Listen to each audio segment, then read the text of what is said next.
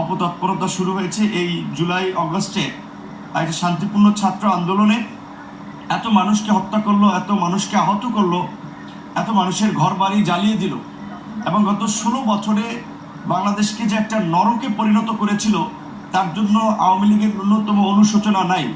আওয়ামী লীগের প্রধান এবং পতিত স্বৈরাচার সরকারের প্রধানমন্ত্রী শেখ হাসিনা, আপনারা দেখেছেন যে দেশের বাইরে দিল্লি থেকে নানান ধরনের উস্কানিমূলক ষড়যন্ত্র বক্তব্য দিয়ে দেশকে অস্থিতিশীল করা এবং তার নেতাকর্মীদেরকে উত্তেজিত করে রাস্তায় নামিয়ে একটা নৈরাজ্য তৈরি করার অপচেষ্টা দীর্ঘদিন ধরেই করে আসছিল।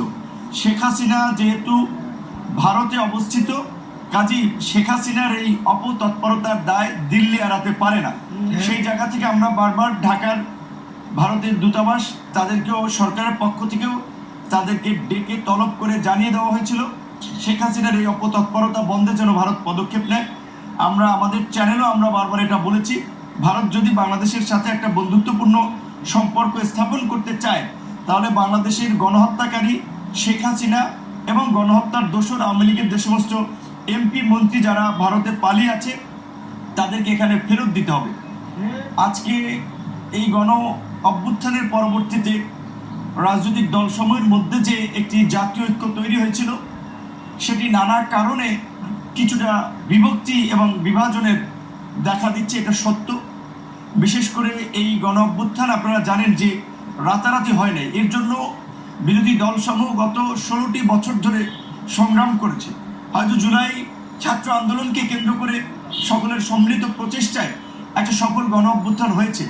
এই আন্দোলনের কারণে আমাদের ছাত্র তরুণদের প্রতি মানুষের একটা অন্যরকমের আশা ভরসা প্রত্যাশা হয়েছে।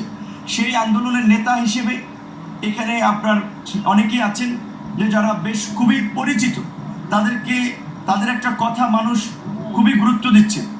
সেই জায়গা থেকে আমরা গত কয়েকদিন ধরে বিশেষ করে নতুন যে রাজনৈতিক দল নাগরিক পার্টির সংশ্লিষ্ট ছাত্র নেতাদের যে কিছু বক্তব্য আমরা শুনলাম, যেটা দেশের মধ্যে একটা চরম উদ্বেগ উৎকণ্ঠার তৈরি করেছে। একেবারে সাধারণ মানুষ থেকে প্রশাসন সর্বত্র একটা আমি অস্থিরতা লক্ষ্য করেছি গত কয়েকদিন ধরে, কারণ তারা আন্দোলনের পরিচিত মুখ, তাদের নেতৃত্বে তাদের ডাকে সকল মানুষ সাড়া দিয়েছিল, সমর্থন করেছিল।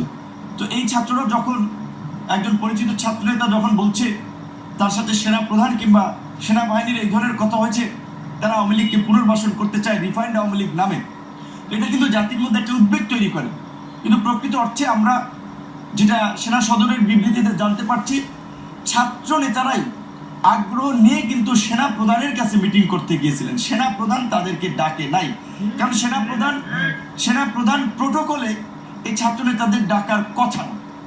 এবং এই গণ অভ্যুত্থানে সেনাবাহিনীর অত্যন্ত একটা পজিটিভ এবং সাহসী ভূমিকা ছিল যে গণ অভ্যুত্থানের শেষ দিকে 90-এ যেমন জেনারেল নুরুদ্দিন সাহেব স্বৈরশাসক এরশাদকে বলেছিল যে মিস্টার প্রেসিডেন্ট, আমরা জনগণের বুকের উপর পাড়া দিয়ে জনগণের উপরে গুলি চালিয়ে আমরা আপনাকে ক্ষমতা রাখতে পারবো না। এই সেনাপ্রধান ওয়াকারুজ্জামানও কিন্তু তার আত্মীয় হোক, তারপরেও কিন্তু শেখ হাসিনাকে পরিষ্কার তার আগের দিন আমরা যতদূর জানি 4 আগস্টই জানিয়ে দিয়েছিলেন আপনাকে ক্ষমতা ছাড়তে হবে। তো সেই সেনাপ্রধানকে নিয়ে নতুন করে বিতর্কিত করা কিংবা সেনাবাহিনীকে জনগণের মুখোমুখি দাঁড় করিয়ে দেওয়া বা সেনাবাহিনীর সাথে একটা কনফ্লিক্ট তৈরি করা, এটা উদ্দেশ্য প্রণোদিত এবং এর পেছনে অন্য কোনো ধুরভিসন্ধি আছে কিনা, এই স্ট্র্যাটেজিগুলো বা এই কথাগুলো যারা বলেছেন সেই বিষয়টা আমাদের পরিষ্কার হওয়া দরকার। বিশেষ করে আমাদের ছাত্রনেতা হাসনাত এবং সার্জিসের সাথে কি আলোচনা হয়েছিল, তারা কেন ওখানে গিয়েছিলেন, সেই বিষয়টা তাদের কাছ থেকে জানা দরকার। কারণ আপনারা দেখেছেন যে সবাই পরিচিত ছাত্রনেতাই হাসনাত সার্জিস এক একটা স্ট্যাটাস দিচ্ছে, আবার আরেকজন ছাত্রনেতা হান্নান মাসুদ সে বলছে আপনারা দুজনের একজন মিথ্যা কথা বলছেন। তাহলে হয়তো তাদের দুজনের একজন সেনাবাহিনীকে নিয়ে মিথ্যা কথা বলছে, নাহলে তারা যেটা বলছেন সেটা সত্য। তো এই ঘটনাটা আমি অনুরোধ করব, এই সময়ের এই ছাত্র নেতৃবৃন্দ তারা যেহেতু একটা দলও করেছেন, তারা তো রাজনীতি করবেন, জাতিকে নেতৃত্ব দিতে চান, কাজী দায়িত্বশীল জায়গা থেকে এই নাগরিক পার্টি যেন এই ঘটনাটা তদন্ত করে এই ঘটনাটার প্রকৃত রহস্য যেন জাতির সামনে উন্মোচন করে, কেন নাহলে এটি মারাত্মক ক্ষত তৈরি করবে। সামরিক বাহিনীর বিরুদ্ধে এই ধরনের একটা প্রোপাগান্ডা এবং বিশেষ করে এই মুহূর্তে আপনারা জানেন যে পুলিশ ফাংশন করছে না। সামরিক বাহিনী না হলে এই গত 7 মাসে এই যে যতটুকু স্থিতিশীলতা আমরা দেখতে পাচ্ছি, এইটাও কিন্তু ডিফিকাল্ট হয়ে যেত। এখন আমরা দেখেছি যে রাজনৈতিক দলের নেতৃবৃন্দের আগেও সেনাপ্রধান কিন্তু একটা পরিষ্কার বক্তব্য দিয়েছিলেন যে 18 মাসের মধ্যে জাতীয় নির্বাচন হতে পারে। আমরা রাজনৈতিক দলসমূহ এই অভ্যুত্থানের অংশীজনরা শুরুর দিকে আমরা পরিষ্কার একটা বক্তব্য দিয়েছিলাম যে কোনো ক্ষমতার পরিবর্তনের জন্য, কাউকে এমপি মন্ত্রী বানানোর জন্য এতগুলো সাধারণ মানুষ জীবন দেয় নাই, এই সংগ্রাম করে নাই। এই ফাঁসিবাদী রাষ্ট্র কাঠামোর বিলোপ করে একটা নতুন রাজনৈতিক বন্দোবস্ত এবং বাংলাদেশ 2 বিনির্মাণের যে অঙ্গীকার, সেটা বাস্তবায়নের পরেই একটা অবাধ সুষ্ঠু নিরপেক্ষ নির্বাচনের মাধ্যমে গণতান্ত্রিক প্রক্রিয়া ক্ষমতা হস্তান্তর হবে।